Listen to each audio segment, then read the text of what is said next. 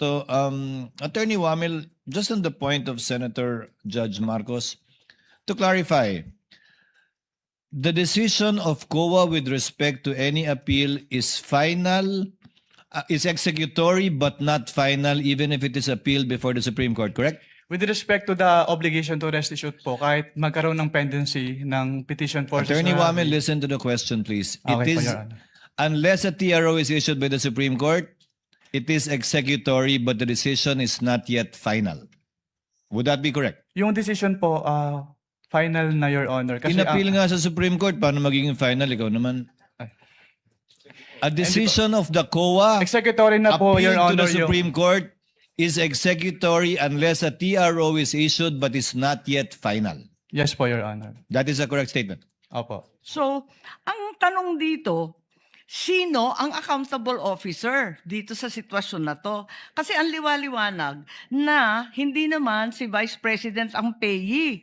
Hindi naman sinasabi na nasa kanya yung pera.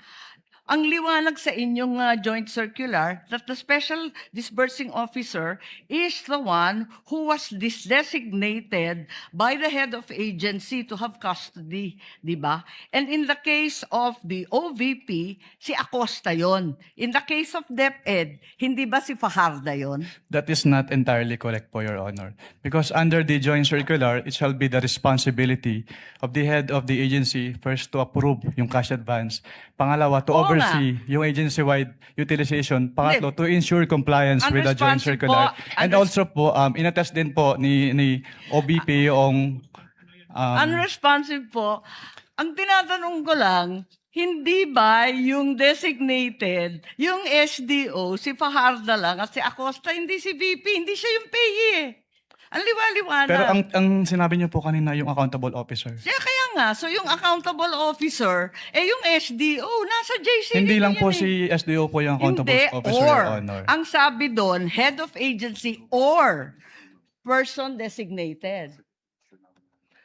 Oo, ang liwanag sa definition ng joint circular. Mag-yes or no ka lang, kanina ka pa inaaway mo ko lagi. Next to interpolate, Senator Judge Padilla. You may proceed when you're ready, sir. You have 2 minutes. Maraming salamat po, Ginoong tagapamahal ng hukom. Meron lang po ako mga tanong. Maiksi lang po ito. Saan po kayo pinanganak? Sa Nueva Ecija po, Your Honor. Nueva Ecija. Opo. Saan po kayo nakatira ngayon? Sa Manila po. Manila. Saan po kayo nag-aral? Central Luzon State University po, ng accountancy, and then Saan Arellano po, University ng Juris Doctor po. Okay. Saan po kayo nakaikot na sa bansa natin? Nakaikot na po ba kayo ng Mindanao, sa Bicol? Marami na po akong naikutan, hindi ko na po maalala lahat, Your Honor. Opo. Kayo po ba ay nakarating na sa BARM? Yes po, Your Honor. Opo. Saan po sa BARM? Sa Sulu? Sa Basilan? Maguindanao? Hindi niyo po matandaan? Hindi Mauubos ko po po yung oras ko. matandaan, Your Honor, kung saan. Bicol po. Nakaikot na po kayo sa Bicol? Yes po, Your Honor. Saan po sa Bicol? Sa Camarines Norte? Sa Camarines Sur po. Sur? Sa Norte, hindi pa po. Hindi ko po maalala kung Nakaikot na po kayo sa mga bundok. Saan po, Your Honor? Mga bundok. Yes po, Your Honor. Nakita niyo na po ba ang pangangailangan ng mga tao sa malayong lugar? Katulad ng gamot. Katulad po ng pagkain. Wala naman po akong na-observe, Your Honor. Ayun, wala. Hindi po kayo exposed. Exposed po ba kayo sa threat ng terrorism sa bansa natin? Nabalitaan niyo po ba ang ISIS, ang NPA, ang Abu Sayyaf? Exposed po ba kayo doon sa mga balita? Sa news po, may Sa mga news. nabalitaan po ako, Your Honor. Opo. Alam niyo po ba na kung gaano nakagrabe ang terrorism? Wala po akong threshold, Your Honor, to determine that. Wala po. Pero kayo po ang humahawak ng investigasyon patungkol sa confidential fund. Tama po ba? Hindi po siya investigation, evaluation po. Evaluation. Ako, tama-tama. Ibig po sabihin, kahapon po, sinabi ninyo na gumawa lang kayo ng preliminary investigation. Tama po ba? Preliminary inquiry. Hindi po. Part po siya ng process namin na mag-issue po kami ng AOM. Opo. So, ibig po sabihin, kahapon kasi narinig ko parang yung ginawa nyo, preliminary lang. Yung AOM po, preliminary lang. Opo. Hindi po yun konklusyon.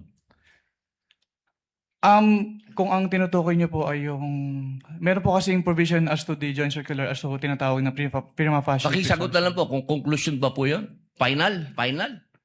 Hindi po kasi we require So hindi them. po final. Based Boss, on the AOM po. konti lang po oras ko, hindi po final. Sa AOM po, yung AOM po hindi po final. Hindi po final. Opo. Kayo po ba ay naniniwala na ang mga confidential agent dapat magpakilala? Sabihin ng kanilang mga totoong pangalan? Ang wala pong provision as to that po sa joint circular, Your Honor. Opo.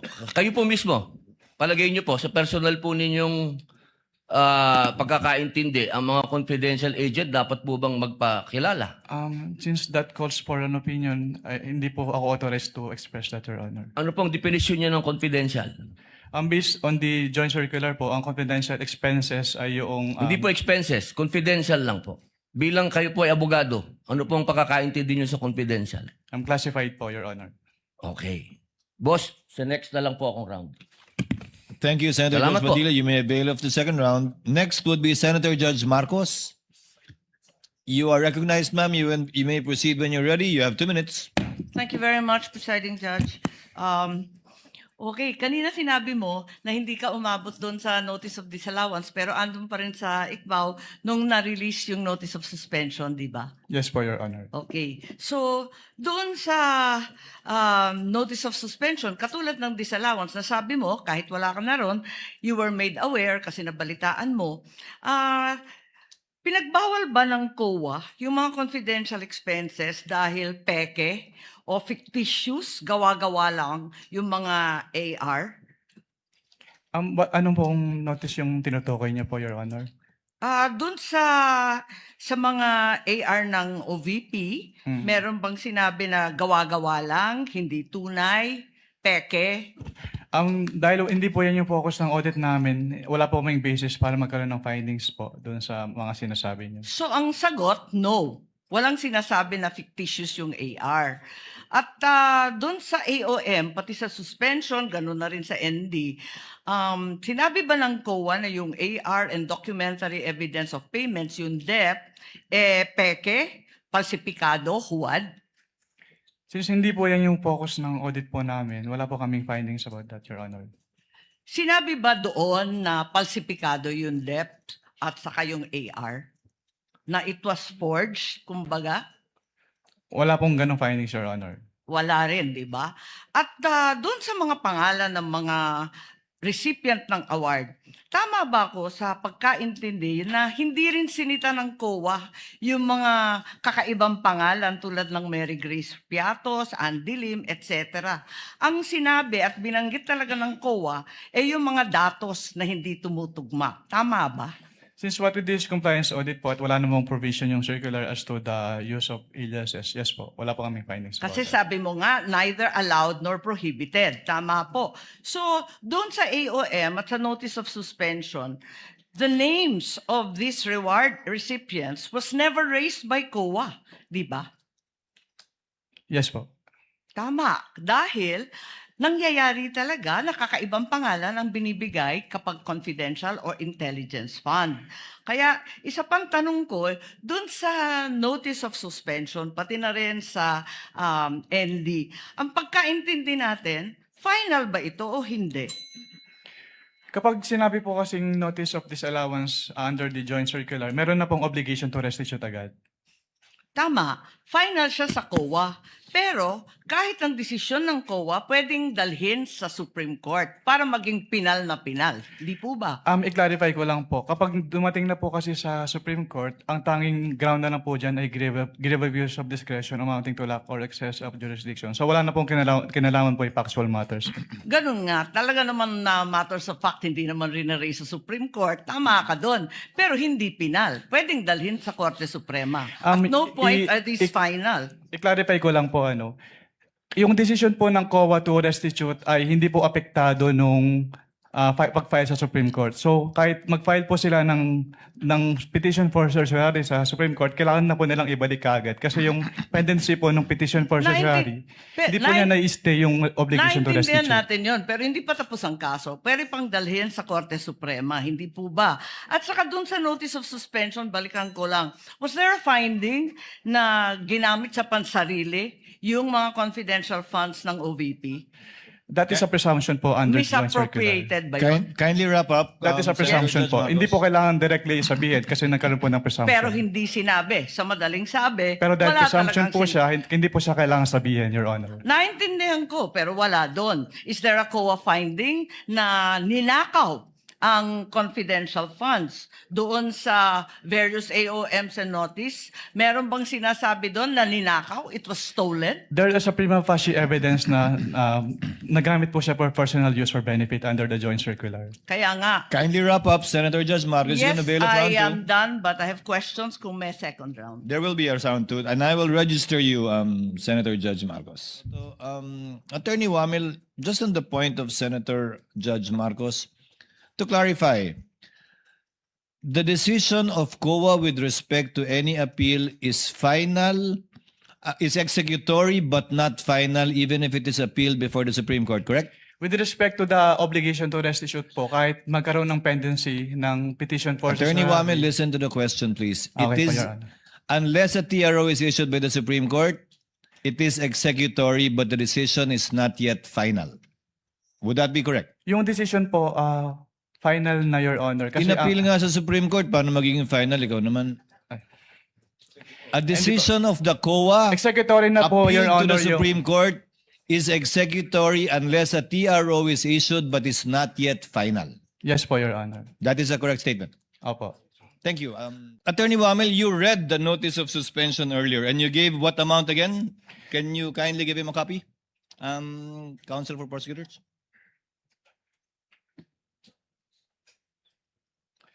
Uy, Anika, yun meantime. Sa payment of rewards po, yung total is 59,787,000 pesos po. You're referring to page 1 of the December 13 notice of suspension that you prepared. Yes po, Your Honor. Can you total it again for me, please, sir? The payment of rewards po. I totaled it and your total is wrong. Kindly total the figures that you wrote there. Yes, sir. It was a typo error po. 69,787,000 pesos. Ang dami namang nagkamaling numero doon. From 59,787,000, ang tamang total is 69,837,000. Yes po, Your Honor. But the figure you mentioned earlier was what was written here. How did you know that it was wrong, a typo, and now you're giving us the correct figures? Kasi yung 10 million po, Your Honor, hindi na-add dun sa total amount. 10 million po nung payment, reward payment. Pangalawa po, yung subsequent issuances, binabanggit po 69 million na, pero yung detalye, hindi na po 10.5 million, 10 million na. Ano ba talaga? Can you repeat your question po, Your Honor? Sorry. Nakalagay po dyan 10.5 million, 10.05 million. Hindi po ba yung rewards? Yung Yes reward po. payment? Yung Yes po. subsequent documents issued by COA already referred to it as only 10 million. Anong pagkakaiba yun? What subsequent document po, Your Honor, yung tinutukoy niyo? I'm referring to the notice of disallowance later on and the documents mentioned also in subsequent articles, in subsequent documents. Wala na po akong personal knowledge about the notice of disallowance po, Your Honor. So ba't na-correct yun? Yung 10 million, yung 10.05 naging 10 million na lang. You wouldn't know? I wouldn't know po, Your Honor. In relation to the question of Senator Judge Soto, he said how much is the total that were provided for. You gave a total. In relation to the question of Senator Judge Villanueva, ano ba yung pinakaiba? Correct me if I'm wrong. You said you were aware of a notice of disallowance. Yes po. How much was the notice of disallowance? Ano yung dinisallow out of the 125?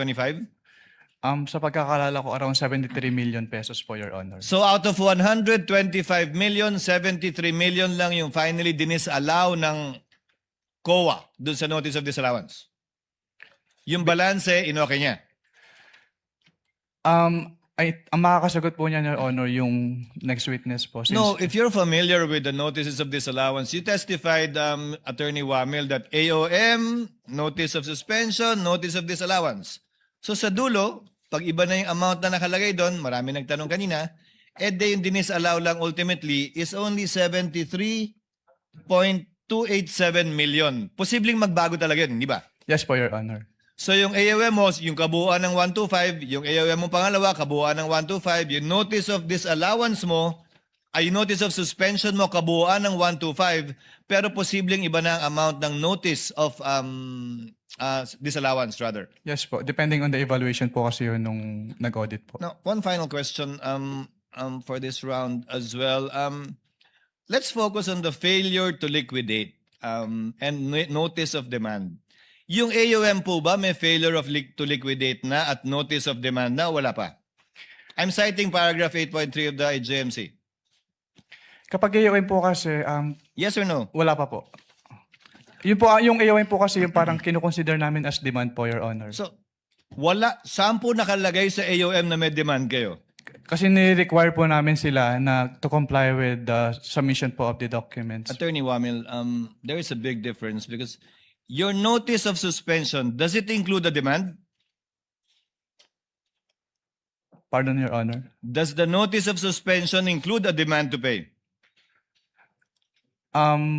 Wala pa po, Your Honor. Isn't it correct na nandun lang sa notice of disallowance yun?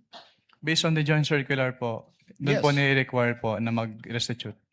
Sa notice of disallowance na. Yes. po. Wala sa AUM, walang demand sa notice of suspension, sa notice of disallowance.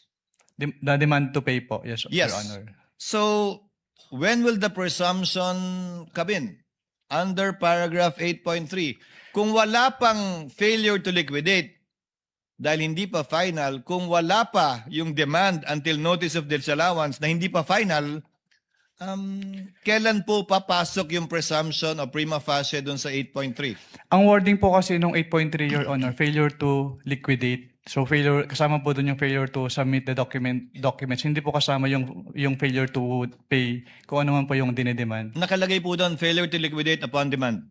Yes po. So ang sinasabi po doon ay isubmit yung complete documents with the ICPAO.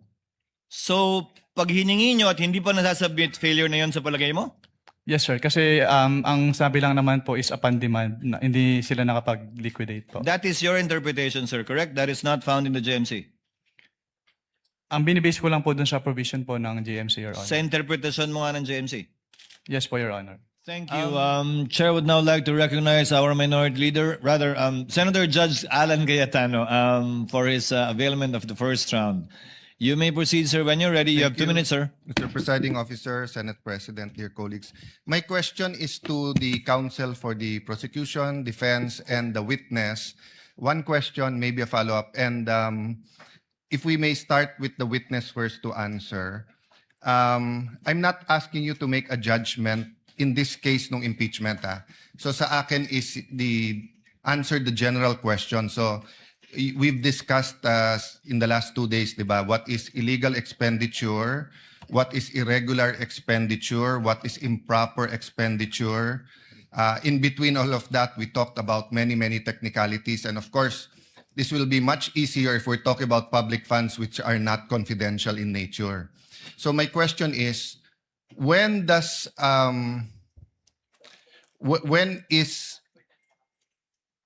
we analyze the expenditure, when is it in the nature of an administrative problem na parang mag-submit lang kayo, i-justify nyo to, o kulang lang ng dokumento, i-supply nyo to. And when does it go up to na criminal na in nature na sandali lang, may anomalya na dito or we might file charges against you? Ano yung bar niyan, di ba? So sa mga senator judges na nanonood ngayon and sa publiko na nanonood ngayon, because nga confidential expenditures are in a class by itself, di ba? Peace and order is so important, security is so important. So I'm not referring to this case, So I'm not asking you to make a judgment in this case, whether it's administrative, criminal. In general, as an auditor, then I'll ask the same sa prosecutor and sa defense. Witness, go ahead. In your words, no? Apo, kapag AOM po at NS, ni-require po namin sila na mag-submit ng documents. Pero kapag nag-end na po, since there's an obligation to restitute, so ang remedy po nila is to settle the amount or to file an appeal with the commission proper. Yes, but even when you give them an ND to restitute, hindi nyo naman sinasabi pag restitute. Pwedeng restitute na mali paggamit, hindi yung binulsa mo yon, di ba? So at what point as an auditor do you say na sandali lang, criminal na to, may anomalya? Kasi pwedeng mali ang pinaggamitan, kaya isoli nyo. But you're not accusing anyone of na binulsa niya. Well, sa circular naman po, merong presumption na tinatawag kapag hindi nakapag-liquidate na maayos yung agency, which is Yes, presumption of misuse or Yes, misappropriation. and that's a disputable presumption, right? It is a prima facie presumption. Yes, a prima facie presumption is a disputable presumption. It's not a conclusive presumption, meaning yung prima facie, so lilipat yung onus sa kabila na i-prove na mali. Tama? Yes po, Your Honor. Yes, so hindi pa yun yung hindi ka pa rin dumating dun sa point na yon na parang hindi, as far as COA is concerned, ninakaw mo to. Again, I'm not talking about this case in general. At what point nga will you have a final COA document saying na yon? Kasi pag sinabi mo lang restitute lang, it could be restitute because you didn't use it for what you were using it for. Based on the rules of COA po, since di ba i-appeal po pwede bang i-appeal yung ND, at kapag naglabas si commission proper ng decision at hindi po nag-comply si agency dun sa decision, then pwede nang i-endorse with the ombudsman yung case for the filing of criminal Kindly wind up, charges. Senator So Judge Cayetano. I'm okay. I just want to hear the answer of both the With prosecution. the permission of Senator Judge Allen, asking the counsels for the parties that same question will already make them give their own versions of the law, which I think should be coursed through the witness, similarly to how you asked the question to the witness, instead of it being placed on the record based on their own points of view. Well, anyway, we will have 2 more COA witnesses, but I think Yes. to all of us who are neutral, that's the big question. At what line does it cross between nagkamali lang yung isang public official sa liquidate and at what point is it criminal? And I just wanted to give, but if that's the I would be decision of clarifying that too during my second round. then I will leave it up to you, Mr. Presiding Officer. I apologize, the prosecution and the defense, you will not have a chance to answer that, but during the time of the presiding officer, you will be able to, or maybe even in the summation at the end. No? Thank you for your understanding, Senator Judge Allen. Senator Judge Marcos for her interjections. Thereafter, Senator Judge Risa, kindly prepare. You may proceed, ma'am. When you're ready, you have 2 minutes. Yes, maraming salamat, Ginoong Pangulong Hukom.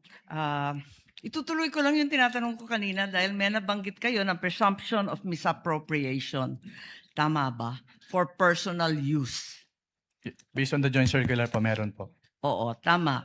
Pagkatapos nun, tinitingnan ko yung joint circular at maliwanag that the presumption for misappropriation arises against the accountable officer. Di ba? Yes po. Against the accountable officer. Sino ang accountable officer? Maliwanag naman yung joint circular. Sa 3.1, sabi, yung officer whose duties permit or require possession of government funds. Hindi ba? Based on the joint circular po, may ganyang provision. Oo. So yung SDO talaga, yung Special Disbursing Officer has the possession, the custody. Tama yun, di ba? Yes po. O kung ganon, if the presumption na personal use, ayon sa 8.3 ng Joint Circular, failure of the accountable officer to liquidate any public funds is tantamount na nga to that presumption. Hindi Yes, po po. ba? Yes, So, ang tanong dito, sino ang accountable officer dito sa sitwasyon na to? Kasi ang liwaliwanag na hindi naman si Vice President ang payee. Hindi naman sinasabi na nasa kanya yung pera. Ang liwanag sa inyong joint circular that the Special Disbursing Officer is the one who was designated by the head of agency to have custody, di ba? And in the case of the OVP, si Acosta yon. In the case of DepEd, hindi ba si Fajarda yon? That is not entirely correct po, Your Honor. Because under the joint circular, it shall be the responsibility of the head of the agency first to approve yung cash advance. Pangalawa, to Oo oversee yung agency-wide utilization. Pangatlo, to ensure compliance with the joint Unresponsive circular. po. And also po, inattest din po ni OBP yung Unresponsive po. Ang tinatanong ko lang, hindi ba yung designated, yung SDO, si Fajarda lang at si Acosta, hindi si VP, hindi siya yung payee eh. Ang liwaliwanag. pero ang sinabi niyo po kanina yung accountable officer. Kaya nga, so yung accountable officer, yung SDO, nasa JCVP Hindi lang po yan si SDO po yung accountable Hindi, officer, or. Your Honor. Ang sabi doon, head of agency or person designated. Oo, ang liwanag sa definition ng joint circular. Mag-yes or no ka lang, kanina ka pa inaaway mo ko lagi. Sorry po, Your Honor. But hindi po ako pwedeng mag-answer categorically since yun nga po yung provision But it's nung- categorical. na yes or Why don't either you go yes back or to your either joint no po. circular? Yo po. Kapag sinabi po kasing Doon categorical, sa it's either yes definition, po ang or- liwaliwanag, SDO kapag na-designate ng head of office, di ba? But hindi po kasi doon na nalilimit lang yung term na accountable officer kasi may other provisions na applicable pa din po with respect to the term accountable officer. Asan? Kasi napakaliwanag doon sa definitions at pakaliwanag sa 8.3 ng joint circular. Yun nga po yung na-mention ko kanina. Interpretation na ninyo yun. Hindi Pinapalawak po. ninyo nandun eh. Head of office, Hindi head po of agency, or designated. Hindi po, Your Honor. Kasi yun nga po, nakalagay po doon sa Sabi mo kanina yes, ngayon no naman. Wala po akong sinabing yes po, O Your sinabi Honor. mo kanina oo, SDO nga in charge. Sinabi ko lang po kung ano yung, kinonfirm ko lang po kung ano yung SDO po, Your Honor. Attorney Wamel, kindly avoid arguing with I Senator apologize Judge po, Your Honor. Marcos. O sige Sorry. po. And kindly wind up, Senator Okay, Judge okay. Marcos. Pwede lang itanong kasi nalito ako kahapon. Kahapon sinabi mo na si VP Sara lang ang first and only vice president that you audited na may confidential funds. Hindi ba? Sinabi mo yun, di ba? Yes po, Your Honor. Tapos, kahapon, nung pinakita ng depensa, yung SARO na si VP Binay, noong 22 December 2014, may binigay na 6 million kay VP Binay ang DBM. Alin ba ang totoo sa dalawang sinabi mo magkatunggali? Yung pinakita po kahapon ay special allotment release order po. Ano. So nagkakaroon po ng special allotment release order kapag Alam merong... ko kung ano ang SARO, matagal na, tumanda na po kami sa gobyerno. Pero hindi po kasi yan niliquidate sa ICPAO. So we wouldn't know if it was Hindi, used or pero not. klaro, may katibayan na hindi ka isa-isang VP, si VP Sara. Your Honor, since hindi po nagsabit ng liquidation, Teka. hindi rin po... Teka, nandun ka na sa ICBAO noong 2014, sabi mo, di ba? Yes po. O kaya nga, Opo. o di kahit si VP Binay may confidential funds, the only VP audited was VP Sara. Ganun ba yun? Since si VP Sala lang po yung nagsubmit ng liquidation. Pero Ba't hindi mo alam? if I may clarify po. Ba't hindi Wind mo up. alam? Nandun ka na noong 2014. Dapat alam mo yun eh. If I may clarify po, Your Honor. Since wala pong budget dun sa GAA as to confidential fund at hindi naman po nag-liquidate si BPB9 nung kanilang confidential fund. So hindi po namin alam kung ginamit and hindi na po nakarating sa Hindi, COA ang yung tanong, SARO po. nabigyan ng confidential funds, humingi at nabigyan. May SARO eh. We wouldn't know Yun if lang it is naman ang used po. tanong eh. Of course, you know, may SARO. Sinabi mo nga, totoo yung sarong yun. Anyway, alin ang totoo? Si VP Binay o si VP Sara? Talaga bang totoo yung dalawa o iisa lang? We don't know. Based on our records po, si VP Sala lang po yung may liquidation. So maraming we don't know ang COA? Ganun ba yun? Based on our records po, si VP Sala lang po yung nag-liquidate nung confidential fund. May record nga ng SARO. Maraming salamat. Kindly wind up. Presiding Judge. Thank you, Senator Judge Marcos. To clarify and finish that point, if there was no liquidation, there is nothing for COA to look at. But it's possible that indeed confidential funds were given to the former Vice President Binay. Yes po, Your Honor. So from your end, alam mo lang, wala kasi walang pinaliquidate sa inyo. Yes po. And wala din po siya sa GAA po ng 2014, Your Honor. Pero kung may SARO nga, na pinakita sa iyo kahapon at mapatunayan nila, ibig sabihin nun, meron pero walang niliquidate sa inyo. Maaari po, Your Honor. Pwede po. Yun lang naman yung tanging rason, di ba? Apologies po, May apologies hindi po, na-release. Senator Ivy. Next to interject would be Senator Judge Padilla. You may proceed when you're ready, sir. You have 2 minutes. Maraming salamat po, Ginoong tagapamahal ng hukom. Susundan ko lang po yung mga tanong ko kanina, kabayan, Nueva Okay. Ecija. Opo. Yung una pong cheque ay 125 million December 20. May I refer po to the check po. Stopwatch, please.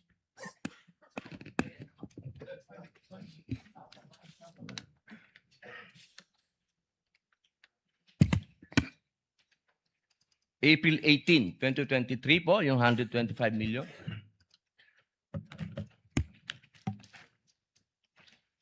Yes po, Your Honor. Opo. Ang 50th po, golden anniversary ng NDF, National Democratic Front, ay April 24. Kaya ko po nabanggit lahat to. Ito pong mga dates na to, nung December 26, March 29, April 24, lahat po ito, walang nangyaring attack. Lahat po foiled. Wala po. For the first time, wala pong nangyaring attack. Kasi tuwing founding anniversary, may attack.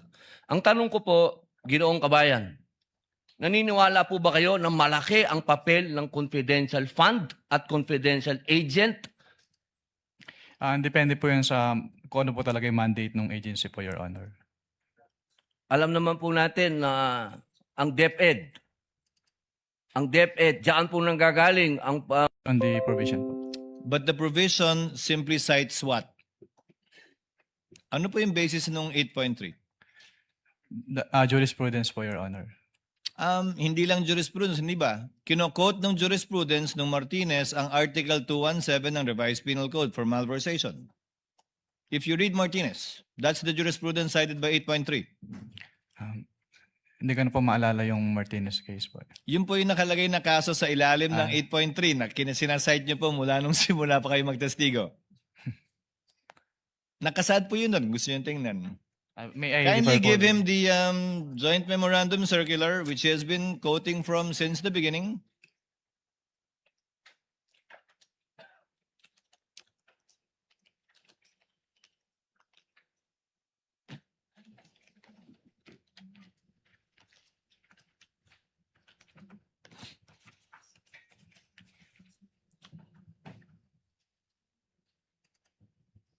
Based on this provision po, yes po, Your Honor.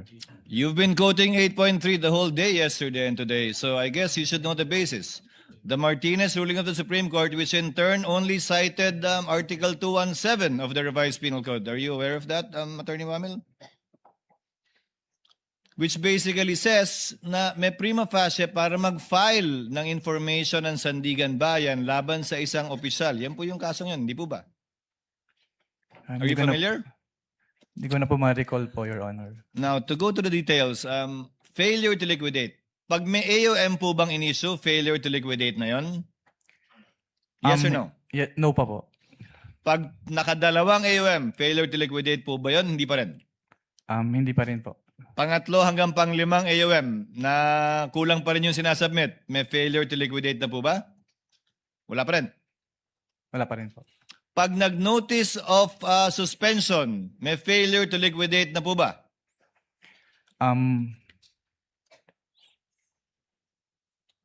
May failure to liquidate na po ba sa inyong interpretasyon? Dahil auditor naman kayo, kapag ka nag-issue na ng notice of suspension. Based on the definition po kasi yung notice of suspension, nakalagay po doon na it appears that the disbursement is illegal, irregular, or improper. So, It appears, but is it within the purview and definition of failure to liquidate according to your interpretation? Failure to liquidate na po ba yun? Hindi pa. yes po, Your Honor, failure to liquidate. Sa pananaw nyo, pag may notice of suspension, failure to liquidate na. Notice of disallowance, failure to liquidate? Yes po, Your Honor. Ngayon, failure to liquidate pa lang po tayo. Kailan nagiging final yung mga yan? Failure to liquidate. Yung finding na failure to liquidate. Kapag nag-appeal po and then nagkaroon po ng resolution si Commission Proper at nagkaroon po ng final decision. Final and executory na po siya immediately or after X days? Pag nag-final decision na po, yes po, final and executory na po siya kaagad. Immediately? Yes po, pag naglabas po ng decision si Commission Proper, yes po. Paano po pag inapila sa Korte Suprema? Ang basis naman po ang ground naman po nung petition for certiorari is a grave abuse of discretion. So? Pero ang nakalagay po sa aming rules po kasi, from the moment na magkaroon ng final decision, pwede na po siyang i-refer to the Office of the Ombudsman for the filing of the criminal Hindi ko charge. sinasabing pwede nang i-refer o hindi. Hindi ko rin sinasabing bawal maging subject matter ng impeachment. Ang tinatanong ko lang po, final na po ba yon? Meaning may failure to liquidate na at final na yung finding na yon o hindi pa kapag ka inapila sa Korte Suprema?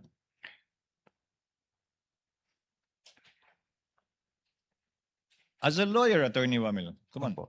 Kasi based on my understanding po, since yung final, kapag nag-issue po ng final order si Commission Proper ng COA, since yun na po yung time na pwede mag-file ng charges, na criminal charge, mag-endorse po for the filing of criminal Hindi charges. po sa filing Ombudsman. ang tinatanong ko. Ang tinatanong ko kung final na po o hindi sa pananaw ninyo. Ang usapan natin kanina, nung tinanong ko kayo, di ba? Yes po. Executory siya, maliban na lang kung may TRO, pero hindi Yes, pa final yung decision. Yes po, Your Honor. Pero tama ka, pwede mag-file dahil ang requirement lamang naman para mag-file ay prima facie. Yes Diba? po, Your Honor. Yun nga yung sinasite yung kaso sa Martinez. Yes po. At kaugnay naman po ng demand, ang AUM ba may demand? Yes po, since nire-require po yung agency to comply, to submit. Yun po ba yung sinasabing demand sa 8.3? Mag-comply o magbayad?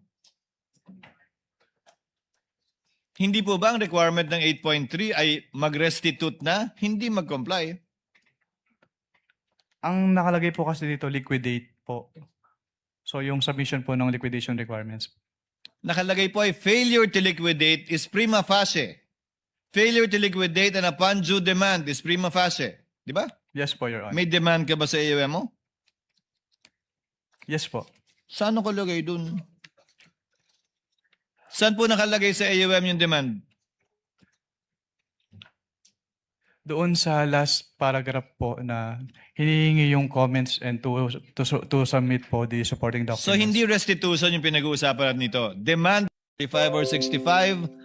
As a lawyer, does that make the decision of the COA final or does that mean it's not yet final until and unless ruled upon by the court with finality? Yung decision po kasi ng COA ay may different aspects. Meron po yung i-restitute,